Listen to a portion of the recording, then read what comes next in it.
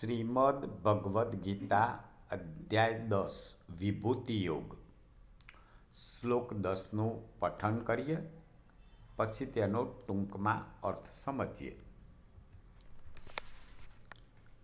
તેષાં સતતયુક્તાનાં ભજતાં પ્રીતિપૂર્વકં દદામિ બુદ્ધિયોગં तं યેન મામુપયાન્તિ તે.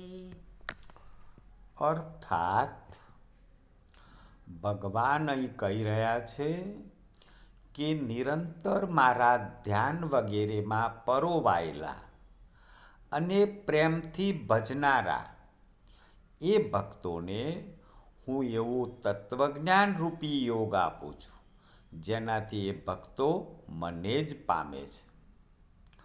કોઈ પણ વ્યક્તિ કોઈ કાર્ય કરે છે, વિદ્યાર્થી અભ્યાસ કરે છે, નોકરી કરનાર નોકરી કરે છે, સતત એમાં પરોવાયેલો રહે, સતત એમાં ધ્યાન આપે તો એ વસ્તુ એને પ્રાપ્ત થાય છે. એ જ રીતે ભગવાન અહીં કહી રહ્યા છે કે જે મને સતત ભજે છે, મારામાં જ પરોવાયેલા છે, એમને હું તત્વજ્ઞાન રૂપી યોગ આપું છું.